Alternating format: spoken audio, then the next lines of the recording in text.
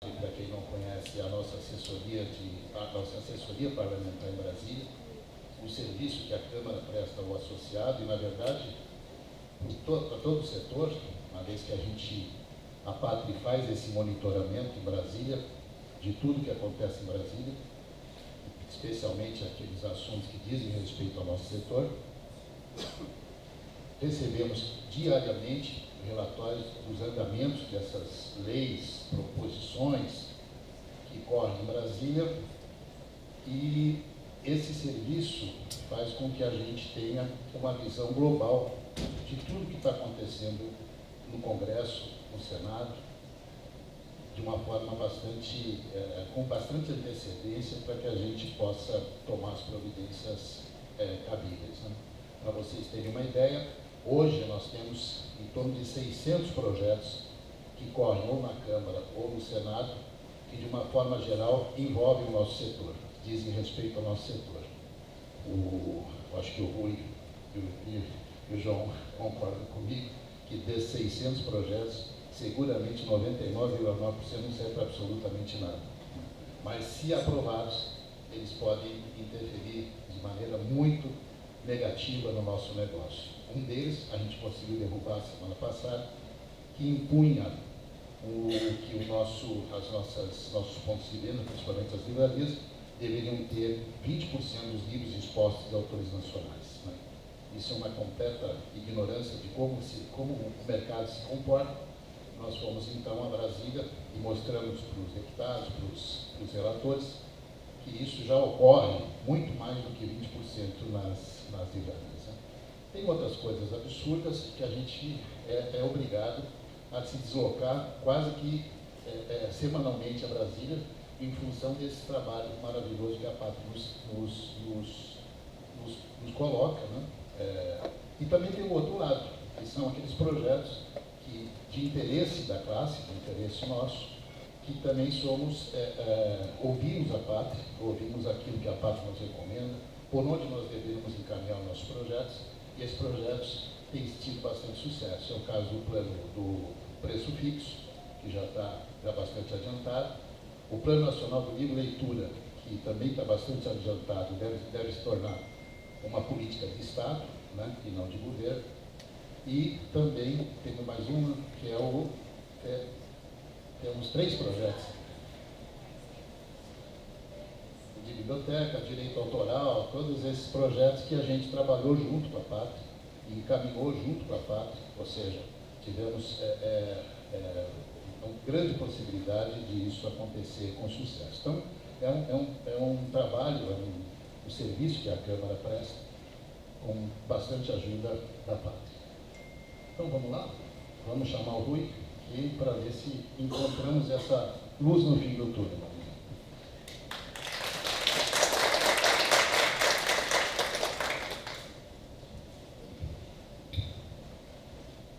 Bom dia a todos.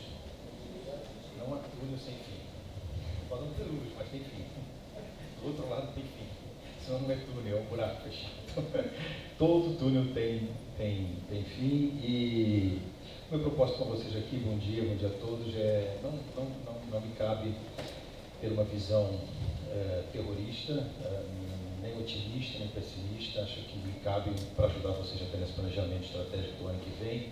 O ano que vem é especial porque é um 18 de transição de um parto que vai terminar e que vai começar um novo governo. No fundo, você está falando de 2018, você está falando do governo, os 4 anos do futuro governo.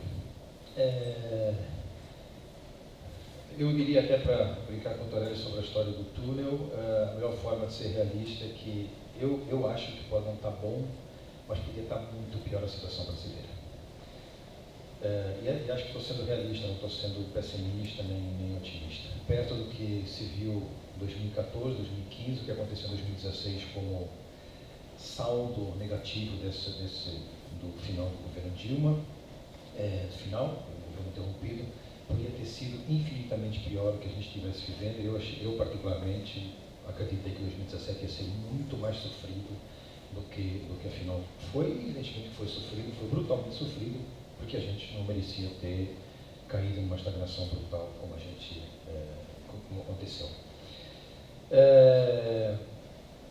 Sim, eu vou usar essa apresentação com vocês, a ideia que pauta a Pátria neste relacionamento de final de ano com os clientes, principalmente no último trimestre, é sempre dar inputs que permitam minimamente ter uma avaliação estratégica do cenário e do que é que eu posso contar, o que é que eu posso enxergar quando eu estou discutindo o cenário de 2018 e o futuro, o que é que eu posso enxergar nesse momento e o que é que a Pátria me diz que podem ser moletas de reflexão para definir um pouco o rumo do negócio. Portanto, a apresentação toda temperada por esse conceito de advisor, esses alertas o tempo todo. A primeira questão que eu pontuo aqui antes de começar propriamente, eu tenho defrontado isso com vários boards de várias grandes empresas e associações.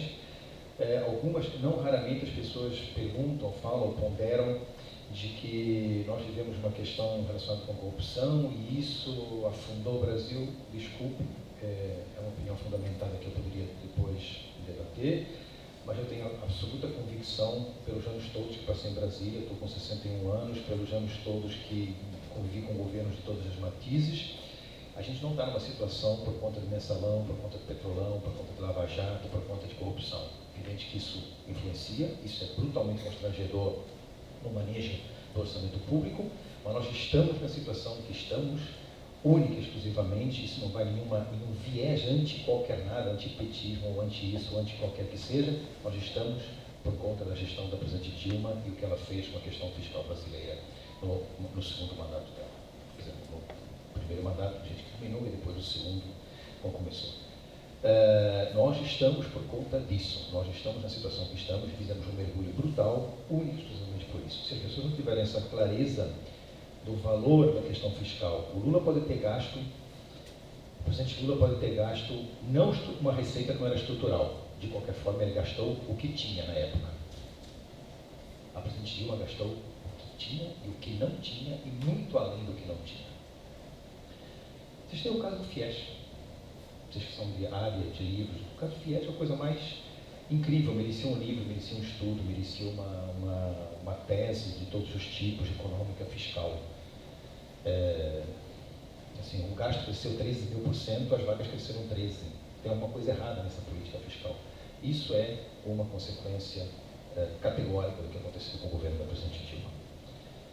E diante disso, sim, nós vamos ter, e esse é um segundo ponto como advisor, nós vamos ter, indiscutivelmente, um ano 2018, não quero crer que seja, nem parecido será com 2002, com aquele momento do presidente Lula, o candidato Lula foi obrigado a fazer uma carta ao povo brasileiro, mas com certeza o ambiente a partir do cenário político eleitoral, ele é naturalmente democrático, mas naturalmente inquietante, e vamos ter sim alguns, se me permite o português clássico, alguns sacolejos de ordem econômica, fiscal, cambial, que são relevantes e é importante contar com isso. Achar que não vai acontecer nada e que tudo será resumido a uma disputa eleitoral, jurídica eleitoral, não. Vai ter consequências do ponto de vista da administração das empresas e da macro e da microeconomia na empresa. Então vamos ter sim uma taxa de imprevisibilidade que, por ser até motivos diferentes, nós nunca experimentamos do período da redemocratização para cá.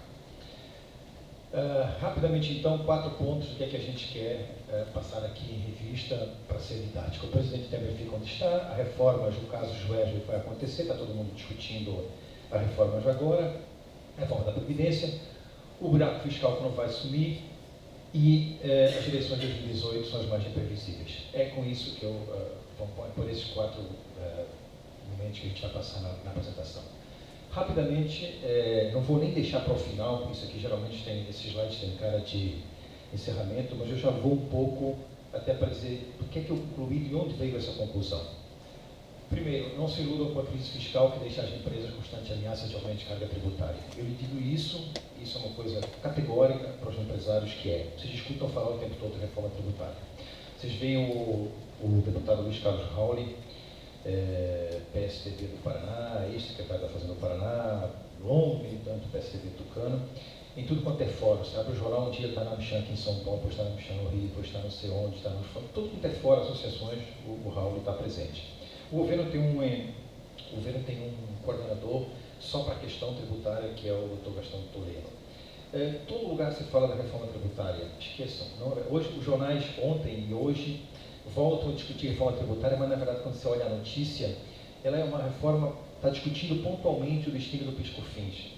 Não é reforma tributária. Reforma tributária, para você ter no Brasil, você precisa praticar justiça tributária, e se você fizer isso e arrumar a maluquice tributária brasileira, evidentemente você vai perder dinheiro.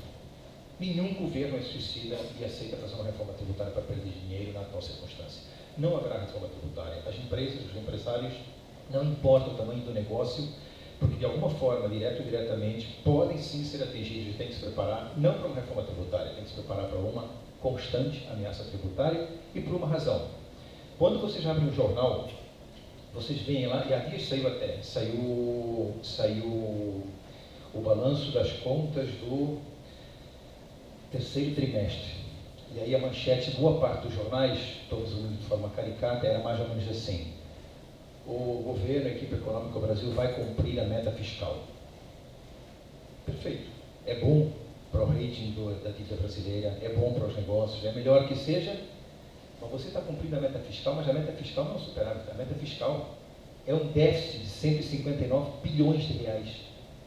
É óbvio que é melhor isso do que você chegar no final do ano e dizer assim, não consegui cumprir nem essa meta fiscal de um déficit de 159. Mas nós, do governo Lula, principalmente Lula, mais do que o Fernando Henrique Cardoso, nós vínhamos cumprindo superávites, maiores ou menores, fiscais. Podia ser pouco, era primário, mas era superávit. Então, quando vocês olham no jornal, não se iludam com essa, estamos cumprindo a meta, é melhor que nada, mas é um déficit de 159. Portanto, o governo, a estrutura pública, municipal, estadual e federal, sempre serão governos acossados pelo imenso buraco fiscal e sempre terão, não havendo reforma tributária, e a menos que a economia dê uma explosão do crescimento e a arrecadação exploda junto, não há condição de você fazer reforma. Logo, você sempre terá a sensação de que os governos estão com as mãos preparadas para enfiar a mão no bolso do seu cofre. Essa é a realidade para a qual você tem que se preparar. Não estou sendo brutalmente realista com vocês, como a gente vai ver daqui a mais de 2 passos. Diga, pode falar, sempre.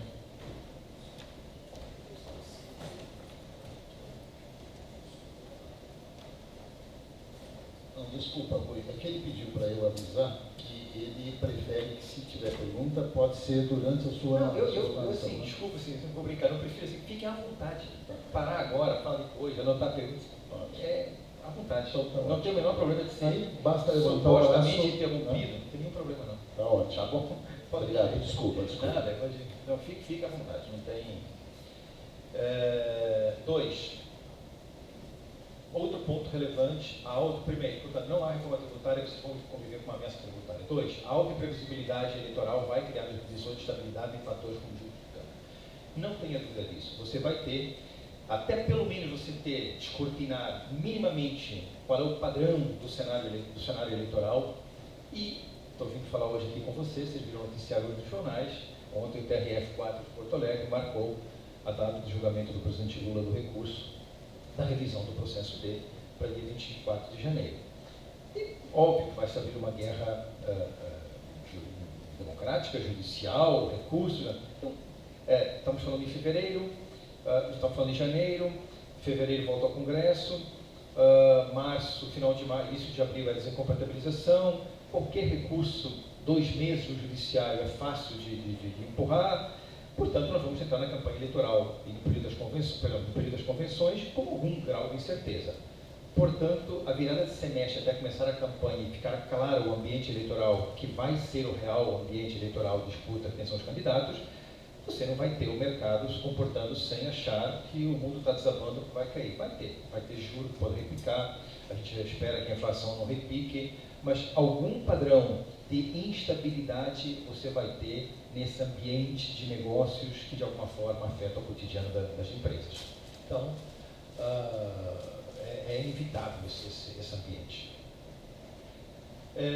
Tem uma coisa que às vezes escapa, né, quando a gente apresenta esses cenários, mas eu vou até apresentar um slide aqui para vocês. Tem uma coisa que é altamente positiva para o Brasil, para quem tem negócios relacionados com políticas públicas, saúde, educação, fornecimento de produtos, de insumos de qualquer natureza, serviços e tal. O Brasil, dos anos do Plano Real para o governo Lula, apesar do que aconteceu com o final do governo Dilma, e agora com esse constrangimento brutal com a PEC do teto e com o ajuste fiscal, que você vai ter que fazer por bem ou por mal, com sacrifício muito ou pouco, mas, de qualquer forma, o perfil de sociedade que foi parido, foi gestado nesses anos, é uma sociedade, nós criamos uma grande classe média baixa, 118 milhões de brasileiros da classe C. A pressão por fornecimento de produtos e serviços do governo nas políticas públicas é brutal. É bom que seja, mas, obviamente, precisa ter dinheiro. Aí vocês têm que cuidar, porque o fornecedor que sabe, a qualquer momento, está sujeito a um calote, atrasos e tal, por aí fora. Mas a demanda no Brasil existe. Deve ser ruim trabalhar e fornecer política pública para o governo português, que tem 10 milhões de habitantes, 2 milhões de Lisboa, coisa pequena. Nós temos 118 milhões de habitantes nessa condição. Portanto, isso é um ativo relevante. Obviamente que tem a contraposição da eleição, que sempre permite apelos de caráter populista, mas do ponto de vista de fornecimento de políticas públicas é relevante levar em conta esse detalhe. E sim, até para ser coerente com o item terceiro, políticas públicas voltadas para o livre incentivo à leitura podem ter uma janela de oportunidade em 2018 nesse sentido. Manutenção de política pública não é aquela coisa assim, não, o governo, a sociedade é outro perfil, não vai precisar, sempre precisará, sempre. E, para dar continuidade, então, aqui, rapidamente, o destino do governo Temer. As pessoas perguntam, está mais ou menos na cabeça a ideia de que dificilmente sairá, não sairá mesmo, nem mesmo uma relação hoje de Gedel permitiria, levaria tempo, daria tempo para você hoje fazer uma terceira denúncia contra o presidente, você votar no Congresso. Não há mais condição de fazer isso. A sociedade, de um modo geral, tem uma espécie de pacto de condescendência para com essa situação. Boa parte do pacto de condescendência advém da forma como terminou o governo Dilma. Ali está a natureza um pouco desse processo todo. E a Lava Jato fica evidente para quem acompanha o noticiário. Você não pode dizer que a Lava Jato acabou, mas hoje existe um cordão de instâncias superiores do Judiciário, partes da Polícia Federal, partes do Executivo do Governo Federal, do Planalto, a PF, passando pelo Ministério da Justiça e tal, por aí fora, que de alguma forma não é o mesmo ambiente, tem a mesma desenvoltura que tinha, e os políticos olham para isso com a certeza de que vão perder, mas não perderão tanto quanto perderam, quando achavam que perderiam no início da Lava Jato. Esse ambiente ele tem claramente uma ação coordenada por ministros do Supremo, e aliados do Executivo e do Legislativo, então, de alguma forma, não há mais como tirar o presidente em 2018. E depois tem duas regrinhas, que eu chamo de regrinhas de ouro, que são absolutas. Se faltassem 2 anos ou 3 anos para um governo terminar, você poderia cobiçar ir para o lugar daquele presidente para ele ter tempo de fazer alguma coisa. Falta 1 ano para o presidente terminar. Ninguém quer o cargo dele. Quem quer que hoje tenha apetite mínimo pelo cargo dele, é só para ter todo o ônus e 0 de bônus. Então, ninguém, mesmo quando você escuta certas lideranças políticas no Salão Verde, no Salão Azul do Congresso, falar isso, tenha certeza que quando ele estiver falando, tem uma câmera de televisão ligada. Na hora que a câmera de televisão desliga, o discurso muda completamente. Uma coisa é o discurso para a plateia, outra coisa é o realismo atroz da realidade política. E, por último, não há alternativa, e não há alternativa ao quê?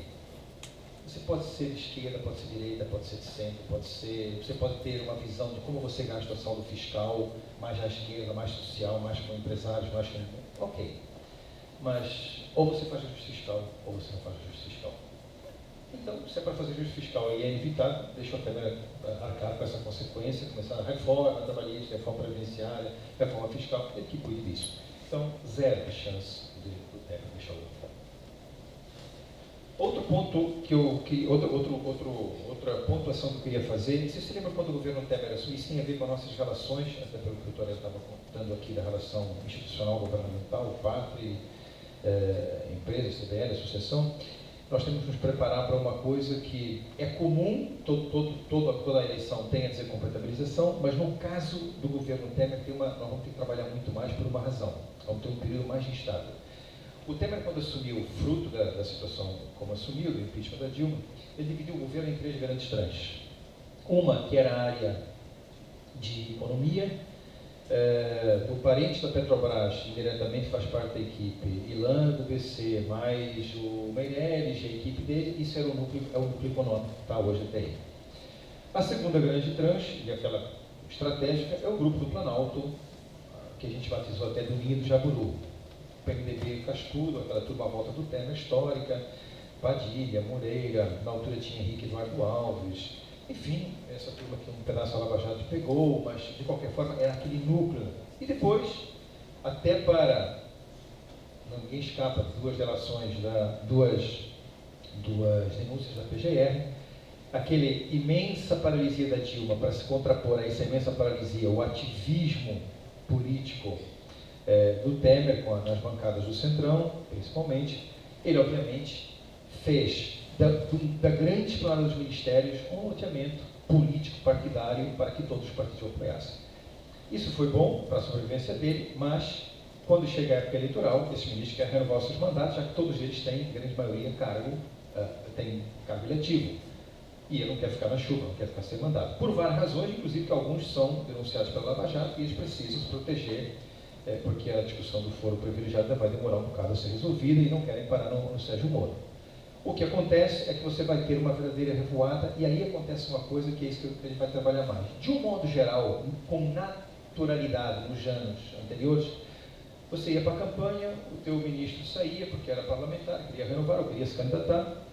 De um modo geral, o secretário executivo assume, mantém-se o corpo técnico do ministério. Então, não há muita diferença no seu trabalho cotidiano. Só que o governo de 2018, até por ainda achar que ainda pode votar na reforma da Previdência, achar que ainda pode fazer outras coisas, ele vai continuar não usando o Ministério para fazer uma substituição natural com o secretário executivo, mas vai continuar o loteamento e a divisão por partidos do Centrão e de quem apoia o governo Temer, a divisão do Ministério.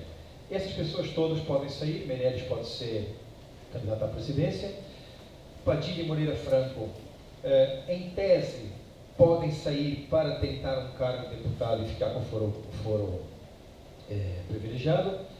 A gente já fala um pouquinho sobre esse foro privilegiado que está acontecendo. O Juma é deputado suplente, quer ter um cargo de deputado de verdade, não suplente. O Embaçaí, senador ou deputado. Quintela, do Paraná, quer sair para deputado. Fernando Coelho pensa no governo Senado de Pernambuco. Sarney Filho quer ser senador. Gilberto Kassab está jogando nas 3, quer ser candidato a governo, Senado, deputado, o que der, mas enfim, quer ser candidato. Blairo Maggi quer renovar o mandato.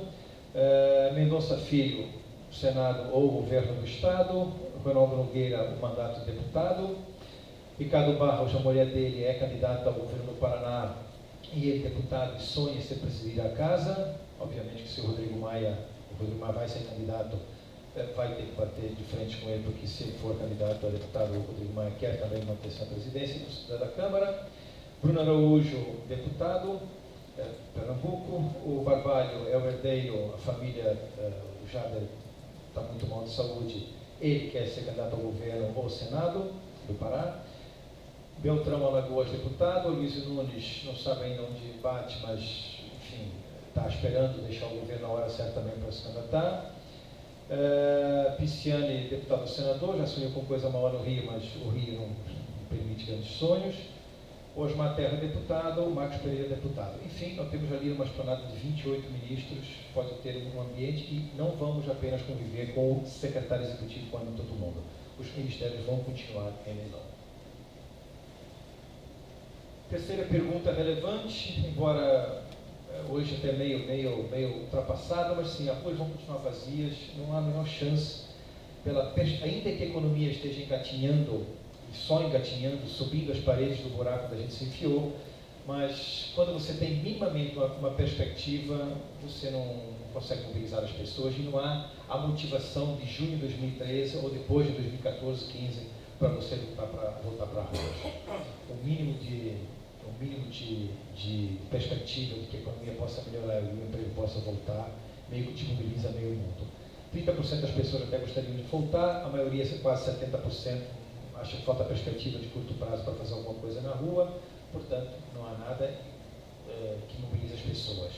E a própria divisão da perspectiva, ainda que insegura, sobre o que as pessoas enxergam que pode acontecer. Evidente que isso não é uma situação cômoda, evidente, mas quando era no tempo da presidente Dilma, era na casa dos 70 contra 30, 80 contra 20. Hoje já tem gente que acha que pode melhorar, pode piorar, vai ficar igual, não sabe. Algum padrão de perspectiva existe em relação a esse momento.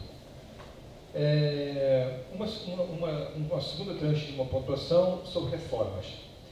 A reforma trabalhista está feita, vocês já devem ter notado que a MP do ajuste da reforma trabalhista até hoje não foi instalada sequer a comissão. E eu não me admiraria se não fosse instalada até o final do ano. Há grandes pressões de grandes associações empresariais, não gostariam de mexer mais na reforma do jeito que está. Ainda que eu, com toda a honestidade, diga para vocês que do jeito que está a reforma, ela tem pontos, tem flancos de perigoso conflito judicial desnecessário. O contrato intermitente pode ser bom, mas do jeito que está, ele é brutalmente judiciável a qualquer sujeito a judicializações bravas. Então, era melhor arrumar, sim, alguns pontos da reforma trabalhista, mas está dada. A reforma previdenciária. Eu tinha preparado aqui um slide especial, não preciso nem apresentar esse slide especial. Vocês viram o que aconteceu ontem em Brasília, era mais ou menos isso que estava em campo. Acho que nem sei se eu posso dizer que só por milagre que ela pode ter algum padrão de votação. A rigor, o governo não tem os 308 votos, e numa reunião que aconteceu ontem na Casa Civil, ficou claro, uma frase até do ministro Padilha, que brincou e disse, não, nós, o Meirelles, queremos a mesma coisa. Os dois grupos querem a reforma previdenciária. Só que ele quer a reforma previdenciária e nós queremos os 308 votos. É uma brincadeira, mas é uma brincadeira séria, que é... O Meirelles, até por ser candidato, avalia que essa é a grande agenda para pautar a eleição e para pautar a virada do governo de 2017 a 2018. O governo todo acha que sim, que é relevante, e do ponto de vista fiscal é brutalmente relevante. Mas convenhamos aqui nessa sala, qualquer reforma que você aprova neste ou no próximo ano, o impacto fiscal é zero, no curto prazo. Evidente que ele é relevantíssimo, mas é zero para as contas de 2017 para as contas de 2018. Zero. Por conta disso, o governo sabe que é melhor sobreviver sem essa vitória do que sobreviver com uma derrota, porque se você não conseguir os 308 e tiver 307 votos e perder, ninguém vai lembrar que você quase teve 307 votos. Todo mundo vai lembrar que você perdeu, que você não aprovou. Política é assim. É que meio futebol, é segundo lugar. Fulano de tal ganhou uma competição, você ficou em segundo lugar, você perdeu. Então, literalmente o governo tem essa noção realista de que qualquer empreitada, tentativa de votar, sem efetivamente ter votos, e contar com, eu vou contar com um ânimo, um embalo emocional, isso não existe embalo emocional com um político no plenário fazendo esse tipo de jogo.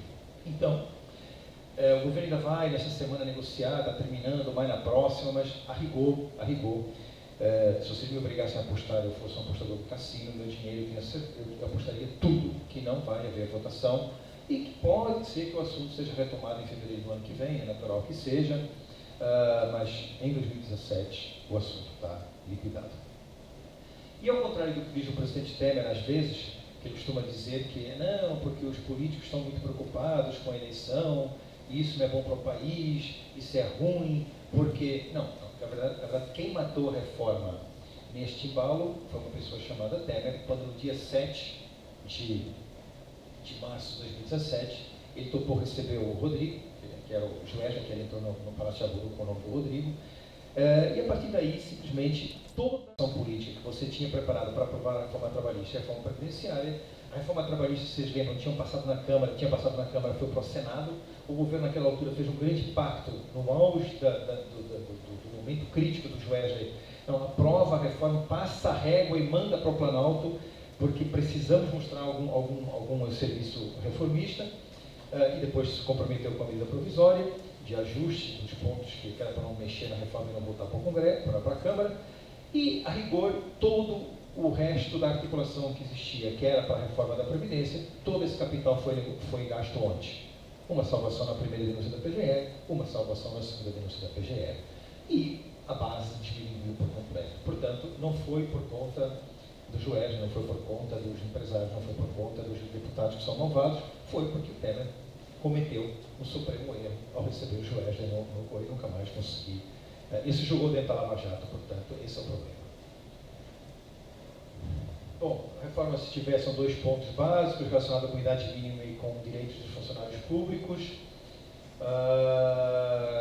Portanto, não haverá nesse momento. O mercado vai andar um pouquinho de lado uns dias, uma semana, mas é do jogo.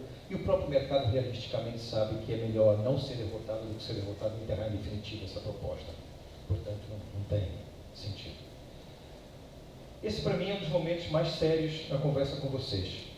E é realmente esse momento em que eu acho que eu encontro muita gente iludida. Já disse aqui no início que o Brasil podia estar pior, portanto está melhor do que era de se imaginar. Eu acho que estou sendo realista, mas esse é o nosso cenário fiscal que não vai sumir de uma hora para outra. A previsão na barra mais clarinha era a previsão inicial de déficit. Nós tínhamos até uma previsão de um superávit já em 2020 de 10 bilhões, superávit primário sempre, tá? E tudo foi transformado nessa coisa tétrica, terrível e uma verdadeira agonia fiscal. O 139 de 2017 deram 159, que nós vamos cumprir. O 2018, 129 virou 159 outra vez. O 2019, os menos 65 virou 139, tudo déficit. E o famoso 10 bi de superávit virou um buraco de 65 bi previsto para 2020. Aí você está podendo perguntar, Rui, mas você veio trazer para a gente uma previsão sabe como é que é, de vez em quando, a economia. Só que tem um detalhe nessa previsão que nós antigamente não tínhamos. É que esse número é o número da PEC do teto, com aquela regra de que você não pode gastar a não ser o valor correspondente à inflação aplicada do ano anterior. Então não é um número de uma bola de cristal, do grupo de economistas e tal, é o número da regra da PEC do teto. Ou você tem uma explosão brutal da economia com receita, e aí sim, o PIB de um ano cresce, e a aplicação da regra no ano seguinte muda completamente por conta desse parâmetro do ano anterior, mas não porque você errou em algum número e tal. Então, esse é o parâmetro, esse é o realismo atroz dessa. O deste ano está dado, era 139, passou a ser 159, o governo cortou 24 do orçamento, o governo fez aqueles 2 leilões de energia e de petróleo, e quando o governo retirou mais 20 do 139, passou para 59 o rebaixamento pronto, ele acabou fechando. Tem 20 daqui, 53 lá, 24, o governo fechou a conta. Então vocês viram que é menos com receitas extraordinárias e mais com cortes e a mudança da regra, você rebaixar o déficit. Não há grande problema. Só que,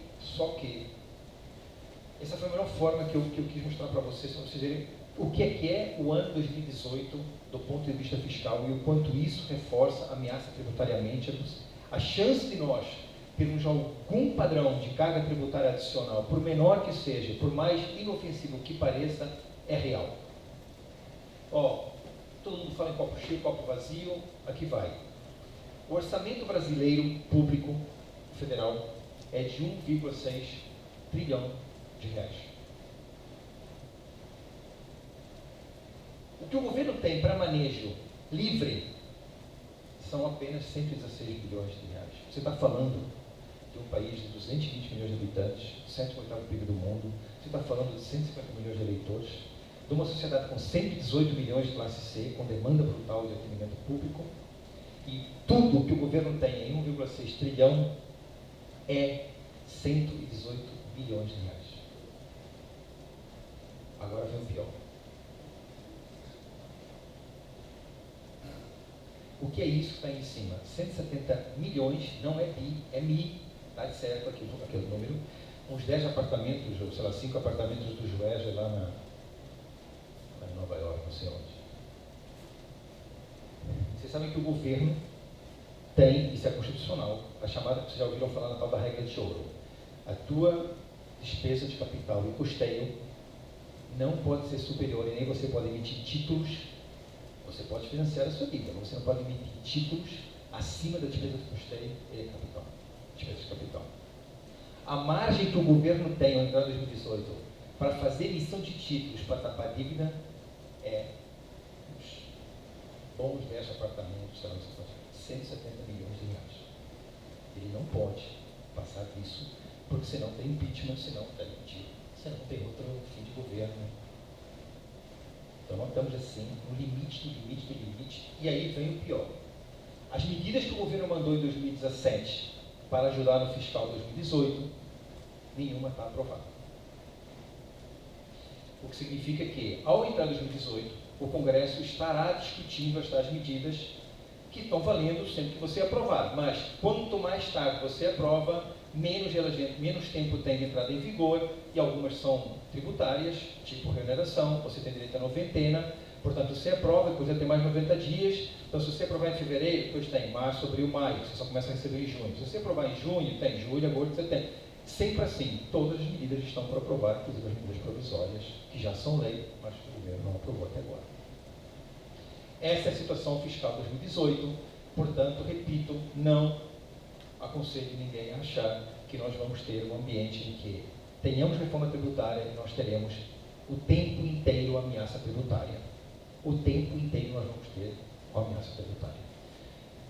Onde é, se eu tivesse que dar para vocês um paper, um papel, um slide, para ficar em cima da mesa e enxergar um pouco o termômetro da minha agonia fiscal e do meu bolso e do meu cofre dessa ameaça, isso aqui é uma programação das chamadas receitas extras que o governo conta em 2018 para não ameaçar vocês, não ameaçar o cidadão. Quanto mais o governo for realizando de receita extraordinária disso, um pouco mais tranquilo eu vou ficando, porque está entrando dinheiro novo além do comportamento da economia. Mas, à medida que vai passando cada uma dessas coisas do calendário, e se algumas delas derem água, eu vou ficar muito preocupado. Então, o governo tem, para o ano que vem, essa programação. 15ª rodada de concessão de blocos de petróleo, arrecadação de 268 milhões, concessão das lotéricas instantâneas, 542 milhões, desestatização da Eletrobras, que vai ser uma briga política, institucional, ferrenha, e que o governo pode arrecadar até 12 bilhões. Aí tem uma rodada de pré-sal, lá em cima são blocos de concessão. Aqui é pré-sal, 4ª rodada, 4,6 bilhões. A concessão da Ferrogrão, ali está 1 centavo, porque é aquele leilão que o governo tem um preço mínimo na mão, e à medida que quem quiser vai dando a partir de 1 centavo o valor, até o governo, se alguém passar daquilo que ele tem na mão, que é segredo, ele dá, se sentir satisfeito, conclui o leilão, ou então deixa rolar, deixa ele também bem entender. Subconcessão da Ferrovia Norte-Sul, 1,63 bilhão, desestatização da Infraero, 3 a 8 bilhões, depende da quantidade de ações vendidas, por isso é que tem esse parâmetro, 3 a 8, e concessão de 3 aeroportos, 4,6 bilhões.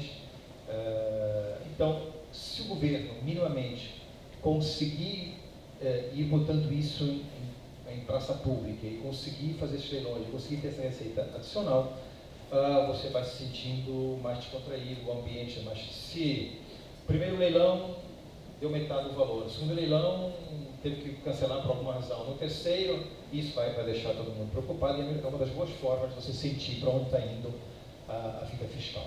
Bom, vamos continuar com os déficits. Eu trouxe esse slide aqui porque, da mesma forma que eu lembrei que o que a gente está cumprindo são déficits, metas de déficit brutal, buracos. Nós estamos cumprindo uma meta de déficit que é, graças a Deus, não afundamos mais ainda, ficamos naquele patamar de déficit. Só para vocês terem uma noção disso, isso aqui é a renda, o PIB per capita, e vejam, em 2013 foi o auge. Nós temos uma previsão de voltar a chegar nesse nível em 2022. Então, não temos um caminho de sacrifício aí pela frente.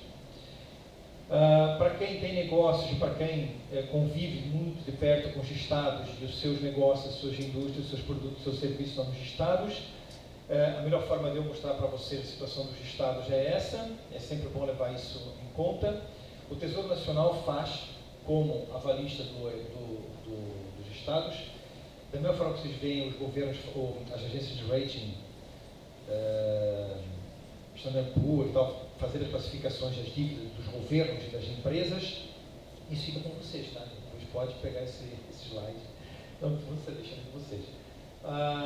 O Tesouro Nacional também classifica, como avalista da dívida dos estados é ele, que foi ele que federalizou essas dívidas, ele também classifica os estados do ponto de vista de solvência, do desequilíbrio completo até o equilíbrio completo, portanto, da insolvência praticamente total à solvência pura. Como vocês podem ver, não há ninguém que esteja no azul pleno para dizer assim, tem um estado, convive com um estado que ele é absolutamente solvente. E se vocês olharem com mais atenção, vocês vão ver que há um bocado de gente no vermelho e no verde, e no laranja, no amarelo. O verde já seria alguma coisa positiva, mas reparem que os estados que são verdes são grandes exportadores líquidos, agronegócio e matérias-primas. Então, assim, é puro balança exportadora, pouca população, com exceção ou outra exceção, Paraná. Mas a situação é precária nos estados. E, claro, do ponto de vista de salário, que é um gasto pessoal, é sempre um excepcional parâmetro. Todo estado que conseguiu minimamente controlar a folha de pagamento, mesmo que ela seja grande, ele sobrevive razoavelmente bem. Todo estado que deixou a folha de pagamento do funcionário público comer solta, para usar um termo bem popular, está na situação que está, sempre com um parâmetro altíssimo de gasto com funcionário. Tocantins, Rio Grande do Norte e Rio de Janeiro são descalabro, mas depois muitos deles estão acima disso. Isso está aqui com vocês e tal, portanto pode. Isso é a eleição de governador, não importa. Só para sintetizar, portanto, para quem fornece produtos para estados e municípios, você tem algum tipo de estados de ensino e funcionários públicos, portanto, algum tipo de limitação social, você tende a ter cortes de salários, você tende a ter redução de compras do governo e repactuação de preços. Isso está acontecendo muito especialmente, por exemplo, fornecedores de telecom, infraestrutura de telecom para estados e municípios, é um calote atrás do outro. Todo mundo chama as empresas para renegociar preços e renegocia o preço, paga 1, 2 meses, o terceiro mês já está outra vez atrasando. Isso, vários grandes fornecedores estão convivendo com isso. Evidente que, não obstante isso tudo que a gente está conversando aqui, alguma coisa está acontecendo na economia. Vocês escutam falar o tempo todo nesses dados sobre inflação em baixa, os números do PIB reagindo minimamente. Há um ponto que eu achei esse gráfico assim, a melhor forma de eu falar da vida real para vocês. As pessoas que puxaram o freio de mão na crise brutalmente eliminaram o consumo e as pessoas que minimamente por algum padrão de expectativa de segurança voltaram a fazer um consumo básico que mexe com a economia. Quando você pega o comportamento do consumidor nessas datas especiais, Páscoa, Dia das Mães, Dia dos Namorados, Dia dos Pais, Dia das Crianças e Natal, aqui tem outra coisa que, além do que está exposto aqui do ponto de vista de perspectiva de consumo, o Dia dos Pais é péssimo. Mãe, pai, namorado, pai. Dia dos Pais, é o performance pior, é o que menos pai não vai para diante. Não quero nem ser machista dizer que dá o dinheiro para comprar os presentes dos outros, mas fica claro que ele não bomba. O certo é que há sim alguma coisa na economia, faz todo sentido, por isso quando a gente diz que tem um pacto com descendência para com a realidade, que não faz as pessoas irem para a rua, o consumidor tem alguma expectativa de melhora, isso fica evidente pelo comportamento dele nessas datas de consumo.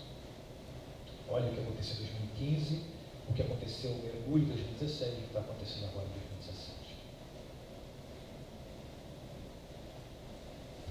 Só para acabar essa trancha, entrar na questão de eleições, isso aqui é o tal rearranjo tributário que está sendo discutido. O que é que faria? Muda para onde? Vai para cá, vai para lá? Seriam extintos esses impostos? Isso vai ficar com vocês e tal?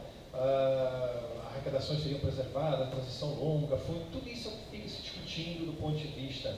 Não há no calendário a menor chance de você, ao longo deste ano, e o ano acabou. Isso nós começamos a mostrar para os clientes, porque eles ficavam muito em dúvida, e a gente tinha que provar para eles no calendário que não tem a menor chance de ter tempo para fazer uma reforma tributária. Portanto, hoje tem 2 semanas, zero de chance de você fazer o que quer que seja do ponto de vista tributário, uma coisa ou outra, uma pontuação, um ajuste.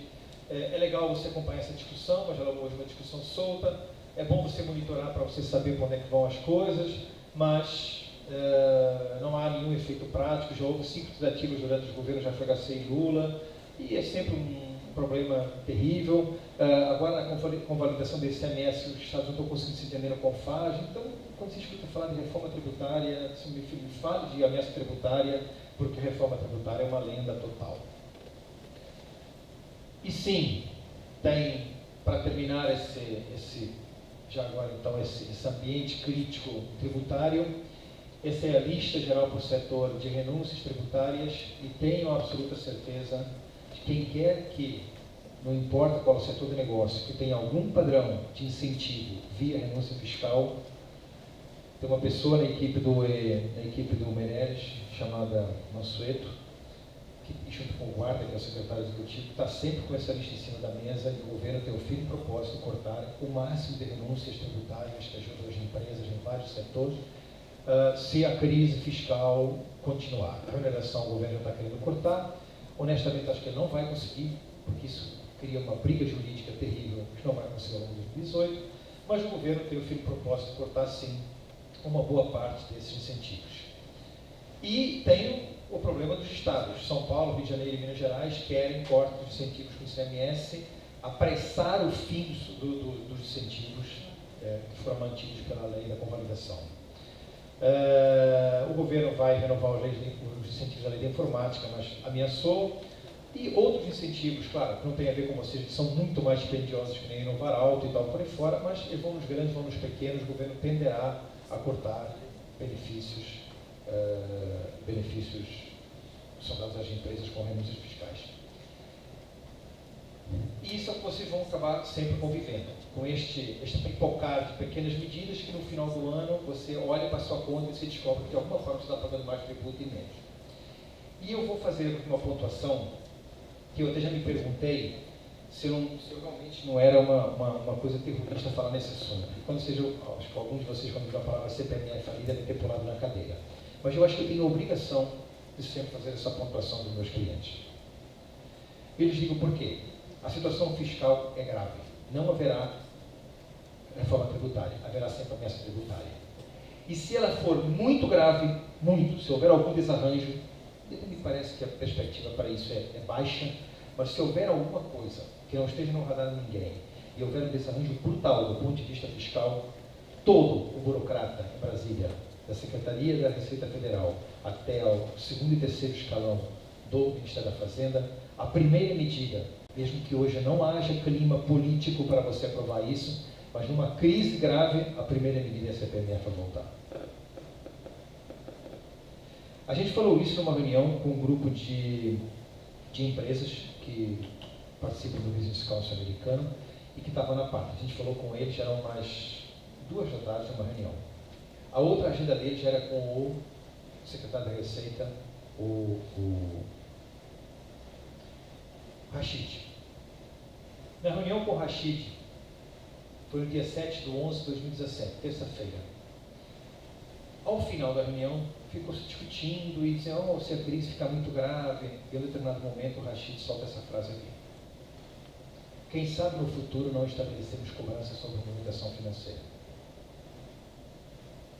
Todo burocrata, todo homem que vive com as questões do cofre, como tapar o buraco fiscal, ele acorda, vive e sonha em resolver a coisa da forma mais fácil. A coisa mais fácil foi uma invenção brasileira chamada CPMF. Sempre.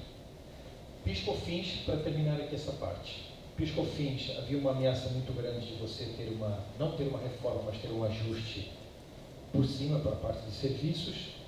Da mesma forma que no ambiente da CPMF é difícil haver um ambiente para você fazer uma reforma aumentando as alíquotas do PIS/COFINS. Tanto que o governo está dizendo que, quando muito, não vou mexer nas alíquotas de gente que estão hoje no setor de serviços, vou apenas fazer uma concessão à indústria com o retorno dos créditos para as empresas. Então, dificilmente, a taxa de ameaça do PIS/COFINS para as empresas baixou bastante. Isso foi na semana retrasada. Os secretários da Fazenda reunidos no Rio de Janeiro propuseram uma tributação, disseram que era legal propor tributação de lucros e dividendos. Eu só estou pontuando isso para não se iludam com a ideia de que nós cumprimos a meta fiscal, que nós vamos ter reforma tributária. Sejam realistas e vocês vão estar convivendo sempre com a ameaça tributária. Sei que eu vou pular agora, é só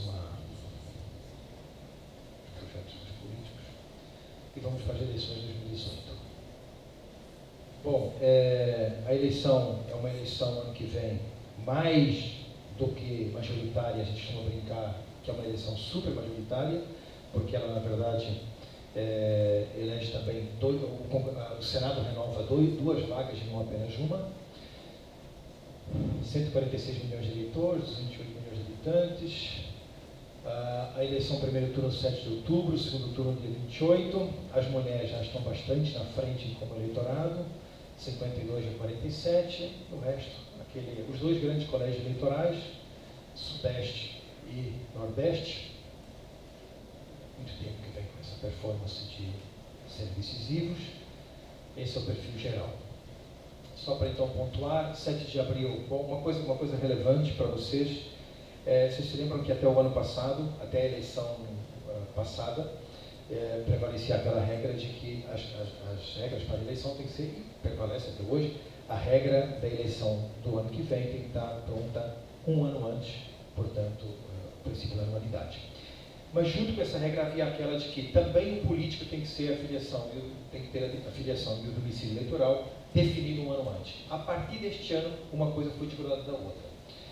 Sim, as regras foram definidas um ano antes, você até pode mexer na regra, mas ela só vale daí na próxima eleição. Então, a regra foi definida no dia 7 até o dia 6 de outubro deste ano, mas o político ganhou 6 meses para definir o seu destino, até junto com a desincompatibilização. Por isso é que vocês estão assistindo a esse mercado partidário, pronto, vai o Bolsonaro, será que o Dória pode deixar o PSDB se ele ficar muito chateado, não sei quem, vai não sei para que mais, o outro vai... Eles vão poder trocar de partido e não vai ter nenhum problema, a janela partidária permite, até dia 7 de abril, que é junto com a desincompatibilização para quem está em cargo, que tem que desincompatibilizar para disputar a eleição. Então nós vamos sim assistir a um supermercado eleitoral aí, de candidaturas, de nomes, de partidos e tal por aí fora. Dia 7 de abril termina essa agonia. 15 de maio, essa é uma das grandes novidades da campanha, e aqui vou te contar uma história, mas não riam no final. Essa vaquinha online, o chamado crowdfunding, ela é uma ideia democrática, que é assim, nessa sala aqui, eu gosto das pessoas, as pessoas gostam de mim, e eu quero ser candidato, e eu abro uma conta de crowdfunding, de vaquinha online, e toda pessoa fizer. Não existe mais financiamento privado, continua não existindo, prevaleceu na eleição de 2016, campanha municipal, e prevalece agora, não tem campanha, financiamento da empresa política, nem partido, nem política, nada, não pode, empresa privada não pode. Não pode haver pessoa jurídica em qualquer atividade de financiamento político-partidário. Mas a pessoa física pode, claro, dentro de um critério até o valor da renda, X% e tal, você pode. E às vezes as pessoas me perguntam, mas se o dinheiro é meu, então eu dou do jeito que quero e ninguém tem nada a ver com isso. Não. Não importa se você está dando para essa vaquinha online inicial ou depois para a campanha, você é obrigado a dar o teu nome, o teu CPF, o teu lugar, a tua identificação. Não existe financiamento, não existe doação, mesmo de pessoa física, que não seja registrada. Tem que ter, o partido tem que ter. Mas essa vaquinha foi permitida antes da campanha eleitoral, dia 15, com a ideia de que você poderia movimentar as convenções ao ter gente que tenha feito uma espécie de uma pré-campanha, reunindo os amigos, me financiem, porque me ajudem, porque eu vou sair em campo tentando convencer as pessoas na convenção, a convenção vai ser julho e agosto, a ser candidato. Ótimo, boa ideia. Só que se você for para a convenção e você perder o direito de ser candidato, você tem que devolver o dinheiro para as pessoas. Isto é, estão arrumando saco para se coçar. Por quê? Eu não estou dando dinheiro para o meu amigo tentar ser candidato, ou ele me ajudar, eu ajudar ele e tal. Aí eu não sou candidato, eu gastei o dinheiro, eu tenho que devolver o dinheiro para ele. É um convite a algum padrão de corrupção, alguma coisa que você vai ter que fazer para fazer uma embrulhada para justificar uma... São essas coisas que no Brasil você vai, parece estar fazendo uma coisa melhor, mas está dando de lado, está fazendo um zigue-zague. É um negócio complicadíssimo. Mas isso existe. É novo no Brasil, isso existe. Dia 20 de julho começam as convenções partidárias, as convenções terminam dia 5 de agosto, 15 de agosto o registro dos candidatos, finalmente, acabou, está tudo. Portanto, em tese, a gente pode discutir isso mais, a questão do presidente Lula, TRF, recursos e tal, estariam nesse espaço de janeiro até começar, até ir para o registro, ainda que, eu falo em tese, porque você pode fazer o registro com uma liminar anual. E já aconteceu. Em outros casos, menores, mas já aconteceu. 16 de agosto é o início da campanha, não no rádio e TV, campanha de rua, campanha de o que você quiser fazer, carro de som, santinhos, comícios, e o famoso, segunda novidade da campanha, impulsionar conteúdos na internet. Vamos ter uma bela guerra de internet pela primeira vez na campanha eleitoral. 31 de agosto, início da propaganda no rádio e na TV, a mesma coisa, 2 blocos diários e tal por aí fora, e muitas pessoas perguntam, mas eu não li nos jornais de que parte do dinheiro para compensar as empresas na difusão ia passar para o fundo eleitoral que sustenta agora as campanhas? Não este. A parte que é de dinheiro, que compensa as emissoras de rádio e TV por conta de propaganda, não é essa propaganda. A propaganda, na verdade, é o horário do partido ao longo do ano, aquele horário de partido. Esse é que foi retirado e foi passado para o fundo. Esse aqui não. 4 de outubro, fim da propaganda. 7 de outubro, primeiro dia de eleições, depois se repete tudo e tal. E 28 de outubro, as eleições gerais de segundo turno, onde tiver segundo turno. Todas as pesquisas que vocês bem veem e acompanham, todas mais ou menos têm esse padrão, desde sempre, desde que começaram a ser pesquisas de intenção de voto, todas têm mais ou menos essa coisa. Lula em primeiro, Jair Bolsonaro em segundo, depois tem ali às vezes uma troca de nomes, no terceiro, quarto, quinto, sexto lugar e tal por aí fora, mas todas mantêm esse padrão do presidente Lula, 34%, 35% de intenções de voto à frente, ou mais, dependendo do candidato. E quando você vai fazer a conta com o segundo turno, Lula versus Jair Bolsonaro, ele ganha, Lula versus Marina, ele ganha, tudo em questão de voto, Lula, Geraldo Alckmin, ele ganha. Só aqui é que tem uma coisa, Marina contra Jair Bolsonaro, diferente, mas tem uma pessoa em Brasília, uma jornalista da velha guarda, ela é chefe de redação do Valor, a Rosângela Bittar. Ela teve uma frase bem feliz. As pesquisas, por enquanto, são relevantes, são importantes, ninguém está tirando relevância, mas elas não são nem quantitativas nem quantitativas. Não são nem qualitativas nem quantitativas, são ilustrativas. Por que eu lhes digo isso? Para não parecer... E quando a gente fala isso, alguém pode dizer assim, se o Alckmin estivesse na frente, o Tucano, ou outra pessoa, as pessoas achavam elas relevantes. Não, elas continuam sendo relevantes, mas você perde o foco se você não ler essa pesquisa direito. Quando você pergunta para a pessoa, o que é que o Lula tem 35%? O Lula tem 35% das pessoas que decidem o voto. Hoje são entre 10% e 15% das pessoas. A maioria esmagadora não tem candidato, ou a maioria esmagadora rejeita esses candidatos. Como você enxerga isso? Na brutal lista de rejeição, quando você vai para a pesquisa e você pergunta para a pessoa se ela quer algum desses candidatos. O Temer, evidentemente, é recordista de rejeição. Depois Lula, Jair Bolsonaro, Alckmin, por aí fora, Dória. Esse é o ponto que, para o eleitor, ao falar do candidato, ele rejeita efetivamente o sujeito. Esse é o ponto que não é qualitativo, nem quantitativo, nem ilustrativo, é real. A pesquisa só comenta as pessoas. O que é que a gente consegue enxergar, independentemente da guerra judicial que vai ser aberta com o caso do presidente Lula, do candidato Lula, na frente? Quando você olha as pesquisas qualitativas, você enxerga que tem hoje 4 grupos no Brasil razoavelmente claros. Eu não estou dizendo, não estou abrindo uma bola de cristal, dizendo que a campanha vai ser do jeito que o Rui disse que era. Mas hoje você consegue enxergar que há esses 4 movimentos claros dentro do panorama da cabeça das pessoas, quando elas não apenas se manifestam por nome, mas por intenção. Um descomunal bloco de pessoas que eu chamaria eu vou chamar aqui do não voto. E só para vocês terem essa relevância, dois dados aqui. Na campanha de 2012, eu vou chamar o voto branco, nulo e abstenção, tudo isso eu vou chamar de o não voto, tá? Na sociologia eleitoral chamam de alienação de voto, é o não voto.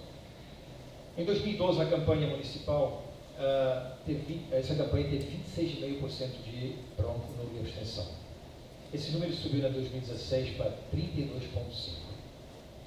Alguém lembra nessa plateia a quantidade de votos branco, nulo e abstenção com que o governador do estado do Amazonas, nessa eleição tampão, foi eleito?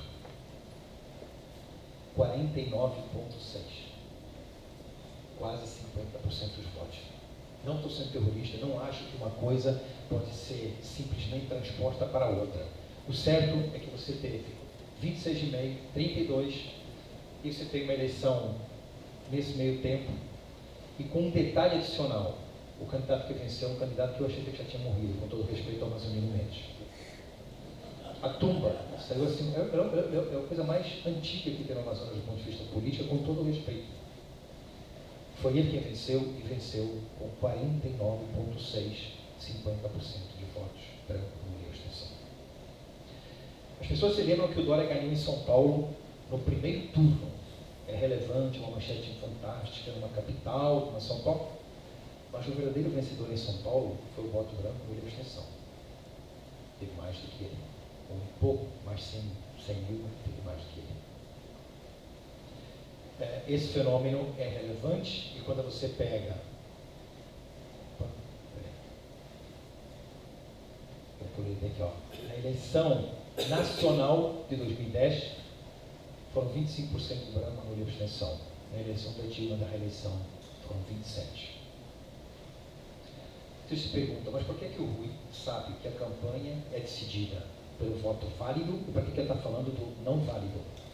Porque quanto maior a quantidade de gente mobilizada a priori, pela desilusão, porque não vota, porque não quer, não vou nem passar perto da urna, maior a concentração de voto na vala comum do fundamentalista de alguma coisa que parece criar uma polarização entre, eu vou chamar aqui de, não sei se o presidente Lula vai estar, não sei se vai ser candidato, mas alguma coisa será o que representa isso que está existindo agora, que não posso nem chamar de candidato Temer, que não tem condição de fazer candidato quem tem 3%, 5% de popularidade, mas alguma coisa que represente esse momento do país, por oposição ao lulismo, ao PT, eu vou chamar esses dois campos desse jeito, lulismo e antipetismo, genericamente falando.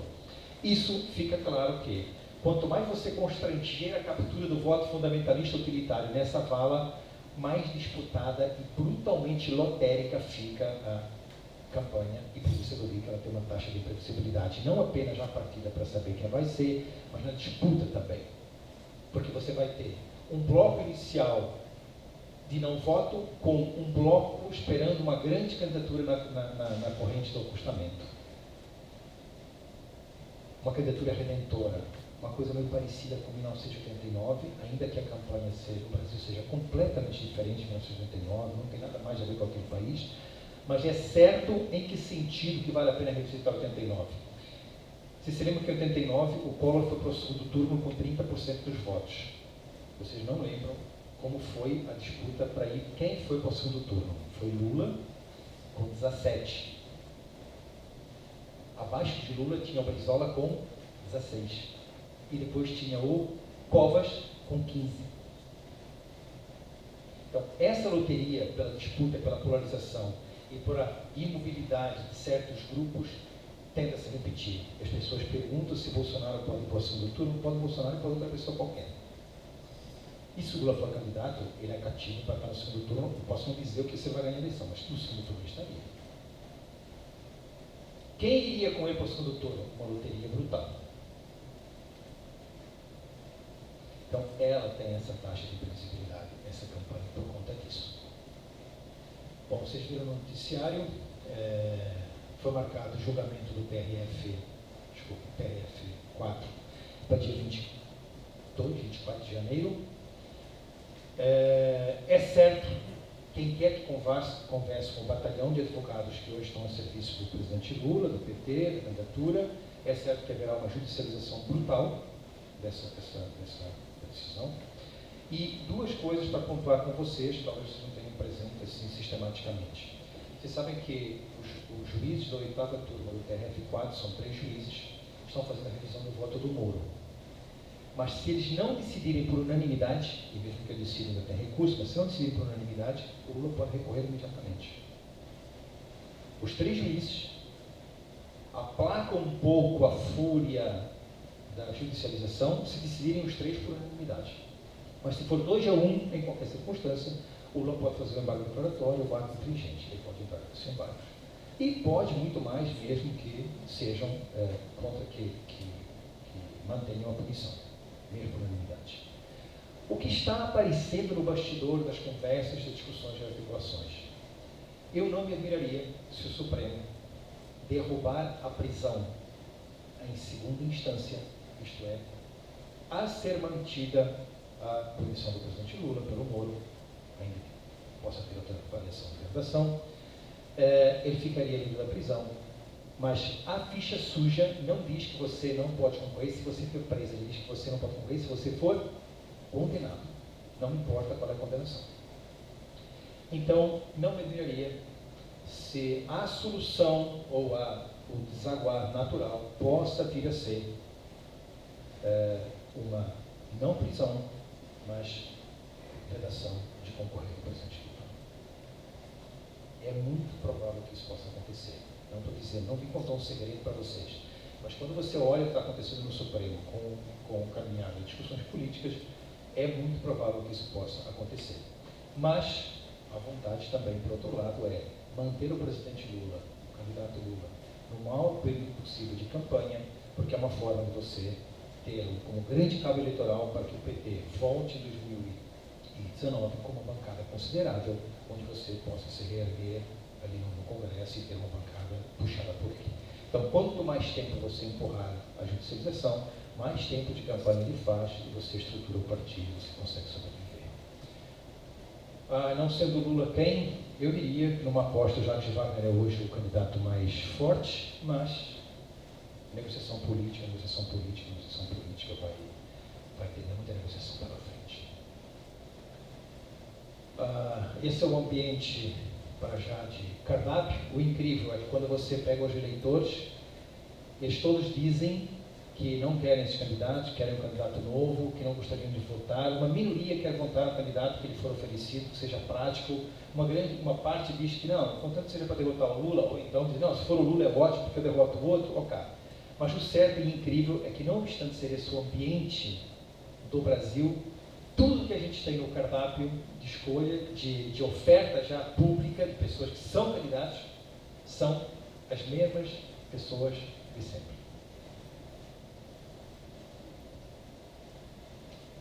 Não me admiraria se o eleitor no final tiver um ataque brutal de pragmatismo e escolher um candidato que não tem absolutamente nada de novo e que já conhece bem, pelos defeitos e pelos feitios, pelo que é positivo e pelo que é negativo.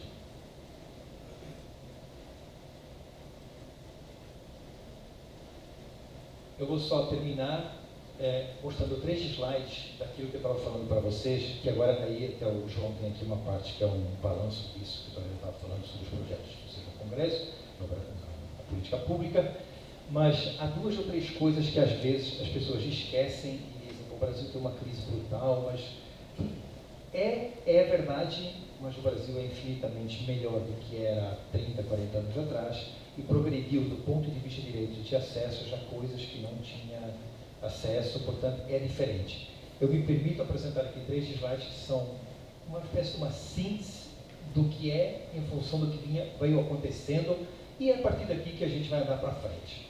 Você tem um país com 30 anos de democracia sem rupturas, uma democracia que a gente poderia ficar falando todos os defeitos a manhã toda, mas ela existe. Tem leis fundamentais, fiscal, interrupção, acesso à informação, delação, lavagem de dinheiro, que funcionam como nunca funcionaram, algumas também com defeitos que nem a fiscal, que permitiu a Lisboa, mas existe, é relevante. Você tem uma mídia independente com seus defeitos e feitiços, suas fraquezas como negócio cada vez maior, negócio cada vez maior com os defeitos cada vez maiores. Você tem um Ministério Público com seu aparelho e umas controladorias que de alguma forma funcionam, mais controle social, mais transparência, não tanto quanto vocês gostariam, mas tem. Isso do ponto de vista institucional. Você fez, não obstante tudo, um progresso social, você acabou com aquela política eu chamo de fim do paradigma LDA Leite, alguns são novos aqui nessa plateia, não lembram da história do tempo do Getúlio, que durou até o governo Collor, enfim, era outro tipo de programas sociais, mudou isso com o governo FHC Lula, Tem novas políticas e sistemas de avaliação que podem não ser os fantásticos, mas são melhores do que existiam e funcionam. Saúde e educação tem uma universalização de quantidade, ainda que a qualidade seja precária. E tem essa massificação de classe média, uma sociedade urbana e conectada. Eventualmente, enfim, tem celular, não tem esgoto, mas tem celular, reclama e tem uma voz posta na rua.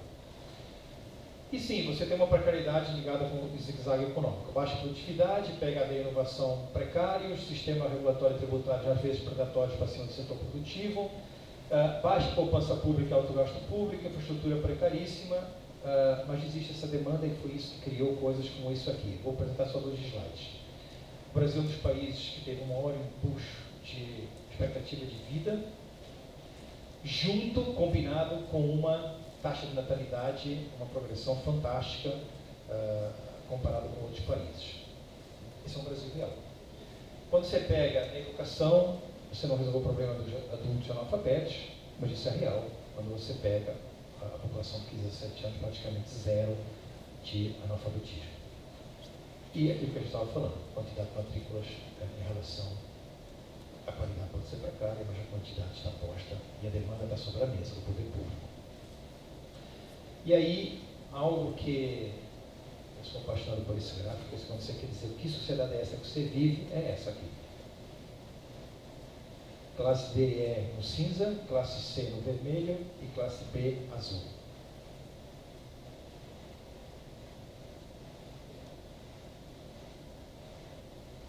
Esse é o Brasil da reabilitação brasileira. O saldo, a herança, com os acertos e com os erros. Isso vai ficar com vocês, tá? Está aí. João Carlos e a agenda 2018.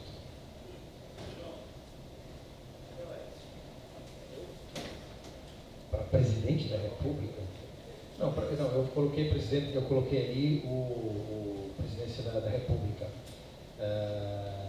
Eu vou lhe dar a última frase do Aécio, numa conversa com um deputado, eu só vou dizer que é do PP do Rio de Janeiro, que se não sair para o Senado, ele diz que não será para mais nada. Ele não vai sair para o Senado no Minas Gerais. Eu creio que não vai ser para mais nada. Quando muito, no desespero, será para deputado, para manter o foro privilegiado. E eu vou dizer por que a história do foro privilegiado, antes que eu esqueça. Vocês devem ter notado que começou simultaneamente uma discussão no Supremo sobre o fim do foro privilegiado e fim do foro privilegiado no Congresso Nacional. Passou no Senado uma proposta e essa proposta está agora na Câmara, na Comissão de Constituição e Justiça.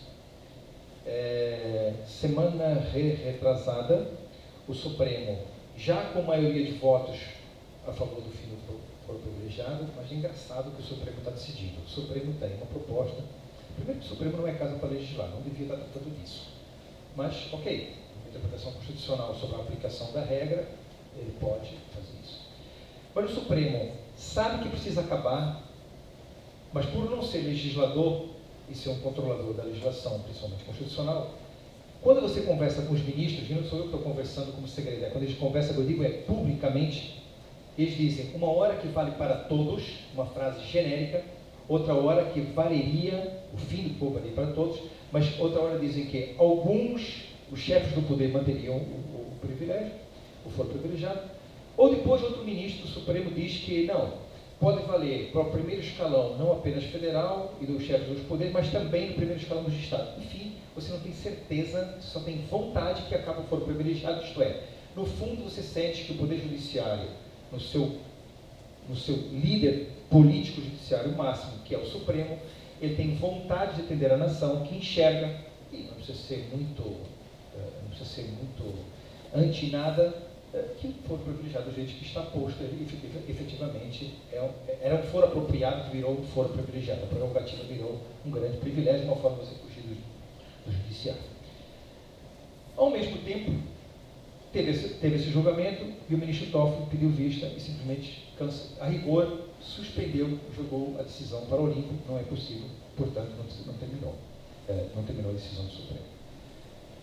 E na CCJ da Câmara teve uma grande discussão e aí apareceu a Margarida. Hoje, o ministro Gilmar, o ministro Toffoli em conversas com o Judiciário, em conversas com o Executivo, leia-se o tema de outros ministros, em conversas com o Congresso Nacional, são articuladores de uma proposta que está hoje no bojo da discussão do foro privilegiado, chamada anistia para ex-presidentes. É exatamente isso que você ouviu falar. É rigorosamente isso que você ouviu falar. É rigorosamente isso que você ouviu falar. Então, por conta disso, não me viraria só S, sabendo que o foro privilegiado valerá e não acabará logo, e é bom não querer descer para o juiz Sérgio Moro ou qualquer outro juiz, qualquer outro comarca, ou BH, muito provavelmente deverá ter sim algum cargo, como eu disse também o caso do Moreira Franco, no Rio de Janeiro, e do ministro Padilha, no Rio Grande do Sul. Então, por isso pode ser, mas candidatos de outra natureza não será. Isso é verdade, tá? Bom dia a todos. Bom, primeiro, vai ser muito prazeroso participar dos eventos da Câmara. Então, queria parabenizar o nosso presidente Torelli e toda a equipe. Tá? Aqui é rápido, dando um pouco de continuidade do que o Torelli falou no início. Hoje a gente acompanha mais ou menos aproximadamente 600 projetos de lei em Câmara e Senado que, de uma forma ou de outra, podem ter alguma repercussão no segmento, tá? De livros, leitura, enfim. De toda forma, desses 600 projetos que hoje esse acompanhamento diário, a gente tem separado mais ou menos 12, 15 projetos que tem uma atenção muito especial. Né? Ano que vem, por ser um ano eleitoral, a gente tem que dobrar a atenção, não só para risco, mas também a gente tem algumas janelas de oportunidades. Tá? Aqui eu coloquei alguns projetos apenas para a gente ver, tanto como risco e oportunidade para 2018. Eu vou começar com uma oportunidade que hoje, inclusive, foi apresentado no parecer do Programa Nacional de Leitura Escrita. Tá? Foi apresentado hoje, a relatora Maria do Rosário vai querer pautar provavelmente hoje ou semana que vem. O problema é que a gente ainda não sabe a depender da agenda da reforma da Previdência, vamos ter ou não reunião na semana que vem. Mas tudo indica que sim. Então, isso já vem como uma agenda positiva para o ano que vem, sendo aprovado na Câmara, lembro para vocês que vai direto para a sanção presidencial. Tá? Então, já entraríamos em 2018 com uma lei aí. O segundo ponto, mais ligado ao MINC, Programa Nacional de Biblioteca, a gente sabe que o nosso ministro ele é muito ligado ao audiovisual, né? Esquece um pouco os demais outros setores, dá uma interlocução cada vez, eu diria, um pouco mais complicada, ele é muito fechado, não quer conversar muito com o nosso setor, mas enfim, de toda forma, existe um projeto no Senado, eu estava até conversando com o Rui antes de vir aqui, a estratégia que a gente tem que montar, na verdade, para o ser humano eleitoral, os próprios parlamentares precisam pressionar o Poder Executivo para que seja aprovado alguma coisa que a gente possa lançar um plano nacional realmente ligado à biblioteca. Tá? Como positivo também, uma janela de oportunidade, as próprias obras literárias do PNLD, a gente estava conversando com o Luciano um pouco aqui, existe uma perspectiva de incremento no orçamento do ano que vem, resta saber como é que o MEC, nesse caso, vai tocar, vai levar os editais no ano que vem também, tá? Tivemos na semana passada, isso vai de encontro bastante que o Torelli, a gente tem conversado aqui, que a CDL é hoje, sem dúvida alguma, um interlocutor qualificado junto ao governo federal, seja Poder Executivo ou Legislativo. O que existe? Hoje, independente de um ministro, de um parlamentar, concordar ou divergir do que a gente acha, eles querem que a CBF sente à mesa, eles querem que vocês conversem, querem ouvir para poder continuar em políticas públicas ligadas ao tema. Eu costumo dizer que o poder público não existe vácuo no poder público, né? Tomadas de decisões, políticas públicas, não existe vácuo para essas tomadas de decisões. Se você não tiver à mesa, negociando, discutindo, debatendo, provavelmente você vai estar no cardápio. Então, definitivamente a CBL há muito tempo já está assim. Então, o Fundação para a Leitura é um exemplo disso. Foi um projeto que nasceu lá atrás, depois do PIS/COFINS, da redução zero PIS/COFINS, que o presidente vitalício do Senado, José Sabia, apresentou o projeto, né, que era um fundo para, enfim, era um fundo perigoso, né, que vinculava o faturamento das empresas, tudo. E isso a gente trabalhou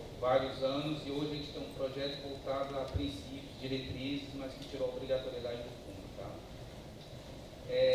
Com agenda negativa, semana retrasada, um árduo trabalho de vocês, da Fernanda, principalmente lá, não conseguiu tirar aquela obrigatoriedade das obras que você citou aqui, pelas livrarias, mas temos ainda um projeto que prevê desconto para os professores. Né? Então, é um projeto que ele é bem genérico, é um projeto típico e a gente tem que estar muito atento ao ano que vem. Então, é um projeto que chama muita atenção com a forma eleitoral. Tá? É desconto para o professor de forma indiscriminada. A gente está trabalhando e eu acredito que vai ser mais um projeto que a gente vai conseguir reverter o posicionamento do relator.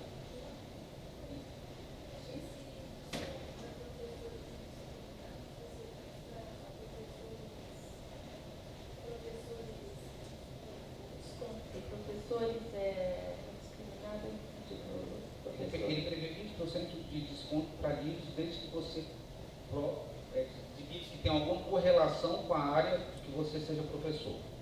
Hoje em dia. Professores de escola particular também? Sim. Na verdade, qualquer profissional, desculpa, a gente coloca profissional, mas é qualquer profissional. E tem um problema, desde que tem uma correlação. Hoje a gente tem uma multidisciplinaridade de você pode pegar um livro qualquer, não sei, você pega um Harry Potter, você pode dar aula de ciência, matemática, de história, qualquer coisa. Então, como é que você vai provar que existe uma correlação entre o que você dá a aula e o livro? Então, no fundo, é um projeto que dá 20% de desconto para todo mundo que seja do magistério. Tá? A gente tem conversado bastante, a gente adotou uma estratégia de talvez, hoje, do ponto de vista político, é muito ruim você propor a rejeição de algum projeto. Por quê? Porque existe um espírito de corpo do próprio projeto, do próprio Congresso Nacional, que, por mais que eu não goste muito do Rui, eu não quero rejeitar um projeto dele, que amanhã pode rejeitar o meu. Então, qual é a melhor estratégia? A gente trabalhar como a gente trabalha na destinação para a leitura. É tirar a obrigatoriedade da criação de um fundo que seria pago pelas editoras e colocar como princípios, diretrizes gerais, amplas, genéricas, e que no fundo não é nada. Tá? A gente está tentando fazer isso e, na verdade, jogar no colo do governo. Ao invés de desconto, seria dedução de imposto de renda.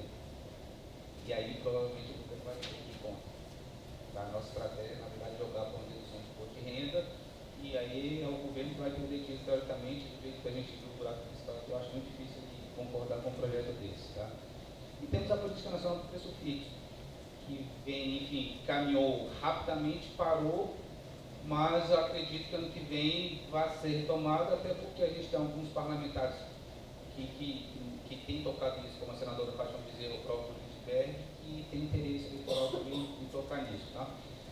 Aqui eu coloquei alguns exemplos, mas semana passada mesmo a gente teve um grande problema, que foi depois de 4 anos, por isso que eu falo que quanto mais a gente chega perto das eleições, a gente tem que tomar cuidado, o radar tem que ficar redobrado em relação a esses projetos, principalmente riscos da Lei de Direitos Autorais. Tá? A Jandira Fegari, que tinha avocado os 6 principais projetos que tratam da revisão, e lembrando para vocês que existe uma comissão especial que trata de direitos autorais. Tá? Ela tinha avocado há 4 anos os 6 principais projetos. Como ela tem como o nicho eleitoral dela a classe artística, claro que ela apresentou, faltando 2 semanas, o parecer nos 6 projetos. Coincidentemente, depois de 4 anos parado, tá? Tentando articulação do próprio MINC, vocês, enfim, de vários outros segmentos, para que esse projeto não fosse retirado de pauta, na verdade, no pedido de vista na semana passada. Na mesma linha aqui de risco, o Rui falou bastante das ameaças tributárias e do corte de renúncia fiscal. O que a gente vai ter que voltar a colocar no nosso radar, acompanhar, monitorar e definir uma estratégia para o ano que vem. Isso que eu fiz. Tá?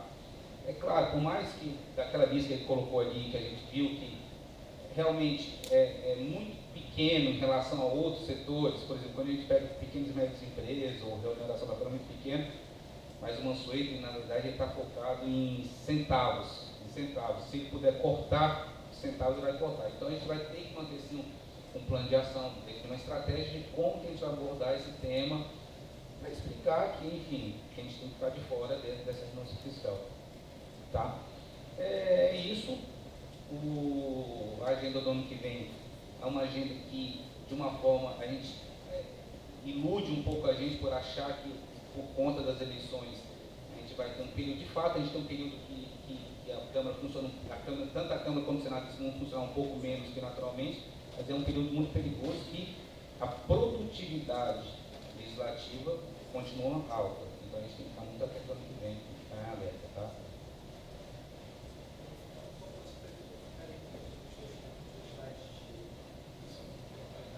Tem um calendário aqui. Na verdade, a gente tem 10 semanas de trabalho até começar as atividades eleitorais. Aqui a gente, desde o feriado da Proclamação da República, a gente tem um recesso parlamentar que começa na sexta-feira que vem e volta no dia 1º de fevereiro, volta os trabalhos. Logo em seguida, a gente vai ter um carnaval. Lembrando que a volta no início de fevereiro, o mês de fevereiro, ainda mais o carnaval sendo no início do mês, eles colocam o mês de fevereiro para negociações de comissões temáticas. Né? Geralmente a gente está sendo muito preocupado com a composição e a presidência da Comissão de Cultura e da Comissão de Educação na Câmara e da Comissão de Cultura do Senado. Tá? Teremos provavelmente o período março, abril com os feriados, mas de toda forma, até o início da campanha eleitoral vão ser 10 semanas de trabalho. Não vamos, eu relembro aqui que é um período complicado. Tá? Engana por ser um período teoricamente menor, mas que a produtividade não diminui de jeito nenhum. E a criatividade dos parlamentares tende a redobrar nesses anos eleitorais, tá bom? Bom, pense aqui também com um pouco aqui, aliás, só para complementar o que o Rui já falou aqui, o ano que vem a gente já não tem o financiamento privado de campanha, então a gente vai ter parlamentares cada vez mais apegados a bandeiras, a temas, tá? Então, infelizmente, cada vez menos temos parlamentares ligados ao temas de educação, cultura, leitura, mas não pode, mas eu acredito e eu sei que ainda vão ter alguns que vão usar isso como tema.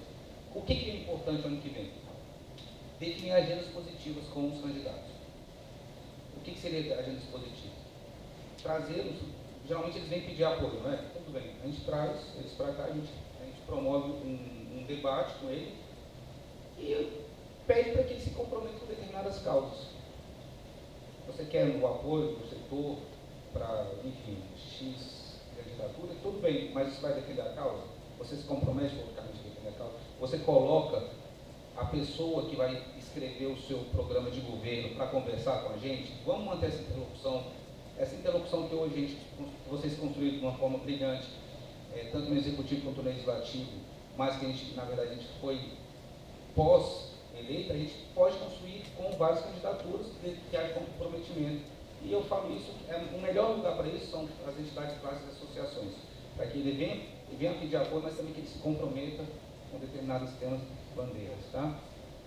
Então, influenciar o programa de governo, mapear as equipes, eu falei para vocês, os coordenadores, como funciona a ação de empresas.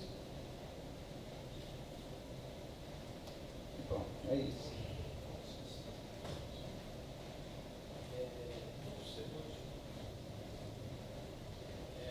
Está falando do setor de vocês, livro, leitura, negócios dessa indústria editorial.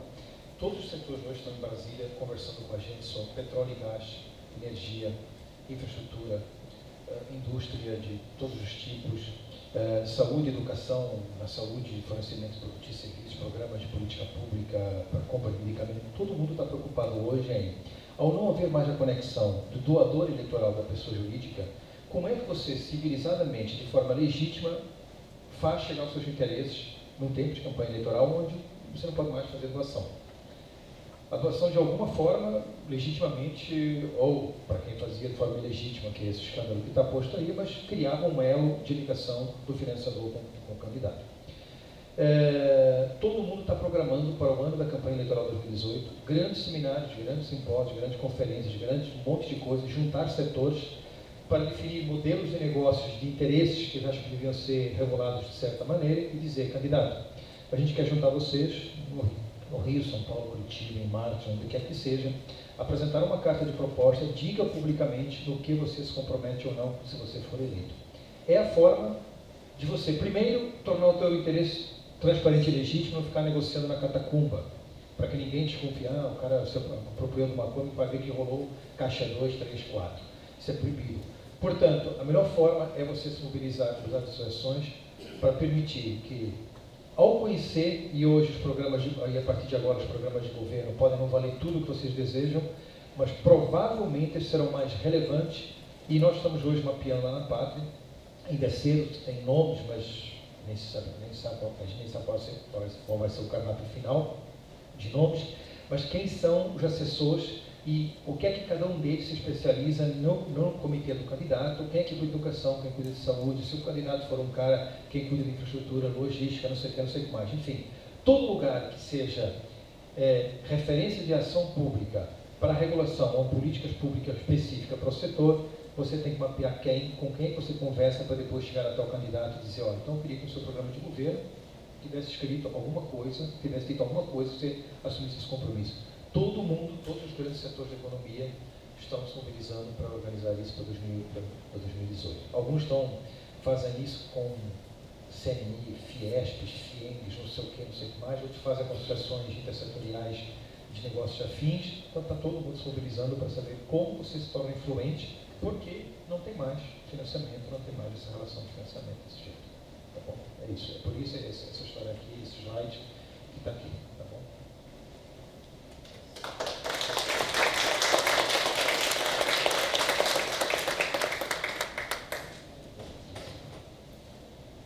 Bom, chegamos ao fim, não ao fim do túnel, né, como é esperado, mas eu acho que é bom destacar que há 2 anos atrás, nós fizemos também uma reunião como essa, e quando ninguém acreditava no impeachment, o Rui foi categórico e colocou todas as fichas dizendo que o impeachment realmente aconteceria, que o Temer assumiria, inclusive deu data, e as coisas aconteceram. Então, é bastante interessante que a gente tome essa palestra dele hoje como bastante provável que tudo isso que ele nos colocou aconteça, para que a gente possa ter um norte, um guia, né, nesse túnel para as nossas empresas, para os nossos negócios. Isso que o Rui colocou e o João também, essa questão da gente se aproximar mais da classe política e a gente conseguir agora para a eleição de 2018 colocar as nossas propostas, isso a gente já vem conversando, vamos fazer isso, mas é importante que a gente tenha a participação do setor todo, né? Quer dizer, a gente tinha uma proposta de reunir esses candidatos, reunir os deputados, mas é interessante que o setor também participe, né? Que não fique, claro que a Câmara vai levar isso em frente, a Câmara vai idealizar, vai montar, vai fazer como tem que ser feito, mas é importantíssimo que todo o setor esteja comprometido com isso. Essas viagens a Brasília, em determinado momento, o próprio João tem nos colocado, que é importante que a gente leve os players também para lá, né? Então, já fica esse convite, nós estamos já idealizando isso, possivelmente em janeiro a gente já tem uma coisa muito mais alinhada com a Pátria para passar para vocês. Eu acho que é uma grande oportunidade da gente se posicionar. O João lembrou bem, a gente fez bastante ações lá em Brasília, hoje a gente tem algumas portas bastante abertas para que a gente não vai, a CBL não vai só pedir, né? A gente também quer a participação principalmente do Ministério da Cultura, a gente quer a participação do Ministério da Educação, mas a gente não leva essa proposta só de pedinte, né? A gente leva propostas também, e isso que talvez tenha nos colocado numa posição bastante confortável hoje em Brasília, né? É isso, né? Agradecer a presença de todos de novo, né? E esperar que em janeiro a gente retome as nossas estradas e aproveitar para desejar a todos vocês um feliz ano novo, um Natal bastante interessante, apesar de todas essas informações que recebemos hoje. Né? Papai Noel, melhor para todos nós. Obrigado. Viu?